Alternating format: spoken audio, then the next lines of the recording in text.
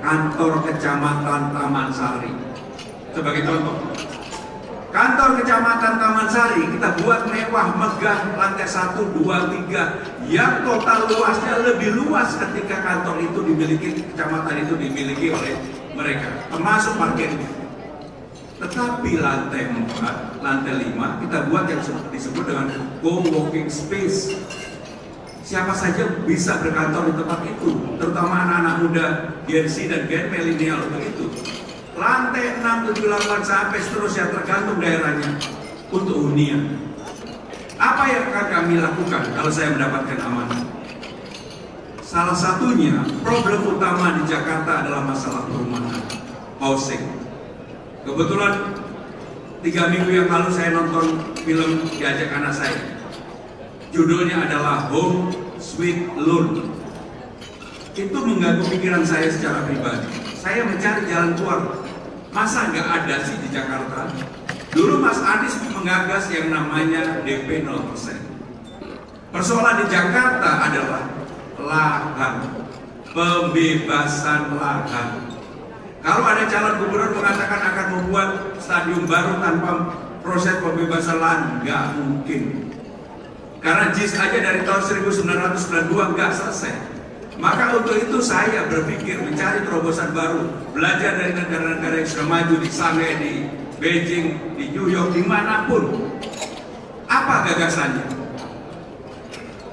Ada yang namanya kantor kecamatan, ada yang namanya kantor kelurahan, ada namanya sekolah, ada namanya puskesmas.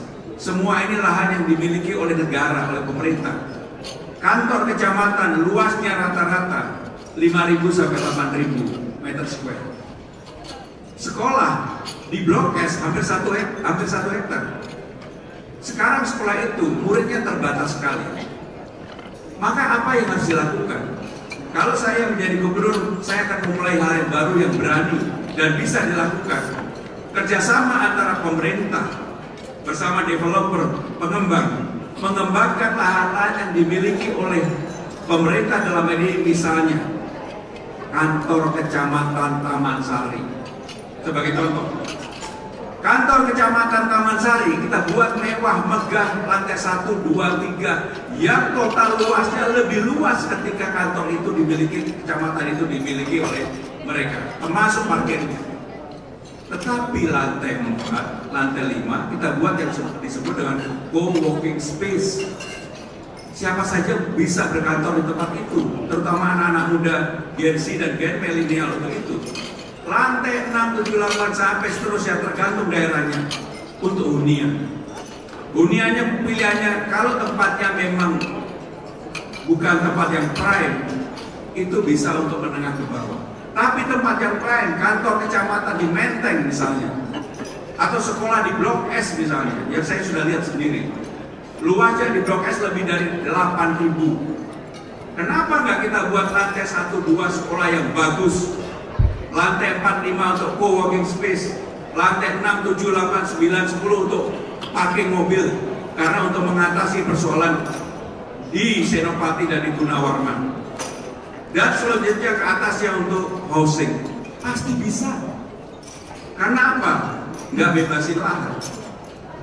Problem utama di Jakarta adalah persoalan lahan.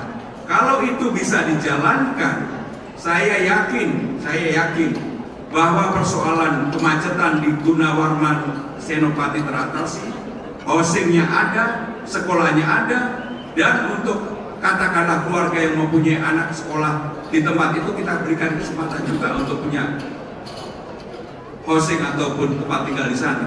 Kalau itu bisa dilakukan, maka persoalan kemacetan pelan-pelan kita atasi.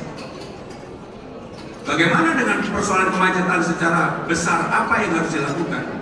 Saya dan Bang Dul sepakat tidak lagi bicara Transjakarta, tapi Transjabodetabek.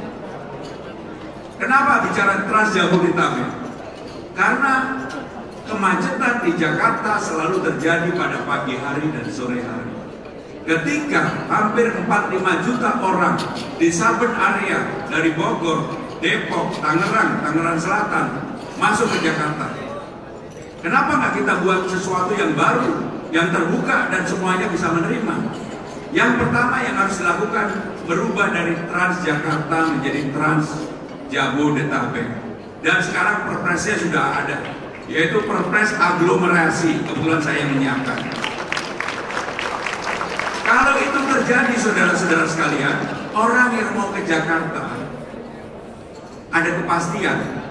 Kalau kemudian dia parkir nggak jauh dari rumahnya, misalnya tinggal di Bekasi, sebelum masuk Jakarta, maka ada tempat yang disebut dengan park and ride, seperti di negara-negara maju.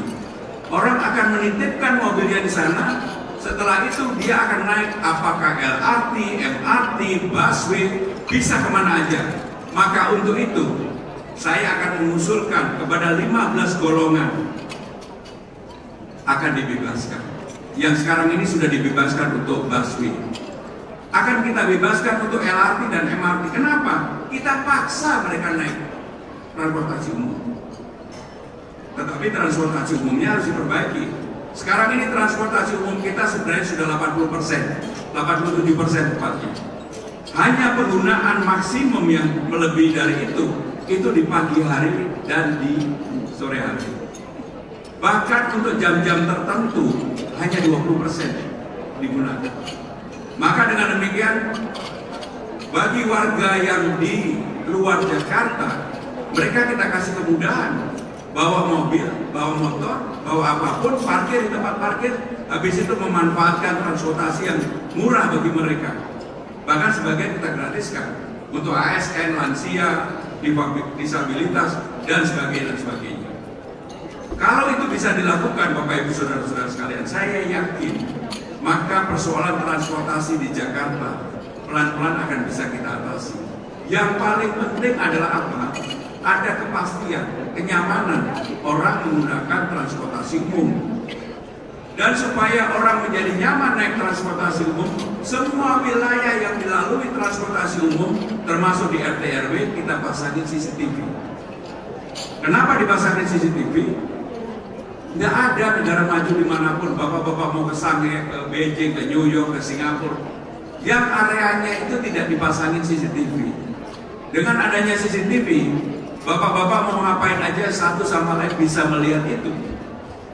Persoalan narkoba bisa diatasi, diturunkan. Bullying, kekerasan, pencurian pasti akan teratasi.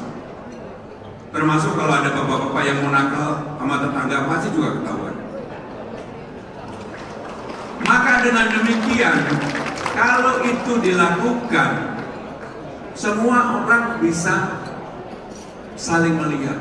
Termasuk kenapa di New York, kalau orang mau yang sweet-sweet itu apa yang disebut dengan catcalling atau bersiul-siul, CCTV-nya ada. Habis itu dipermalukan, dibuka di ruang publik, netizen 62, netizen Jakarta ini kan, Indonesia ini kan paling ganas. Begitu orang melakukan itu, diserang oleh netizen, sekali, dua kali, tiga kali, pasti nggak berani. Maka dengan demikian, gagasan-gagasan itu harus ada. Kalau memang saya diberikan amanah untuk memimpin Jakarta. Tetapi yang tidak kalah pentingnya, kebetulan saya sebagai penjaga dapur presiden, sehingga saya tahu tentang apa yang disebut dengan Innavan, Indonesia Fund. Saya dengan cara yang sama, kalau Innavan bisa, kenapa Jakarta Fund nggak bisa? Dari mana modalnya? Jakarta Fund itu, Innavan itu modalnya dari 2 triliun dari APBN, 4 triliun dari PMN, 6 triliun. Kenapa saya tahu? Saya yang menyiapkan paperworknya. Karena dikelola secara profesional, nggak ada ASN-nya, benar-benar swasta murni, angkanya begitu besar.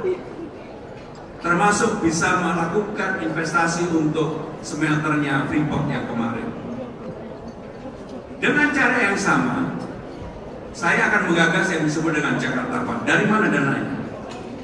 APBD kita, anggaran belanja daerah Jakarta itu 81 triliun.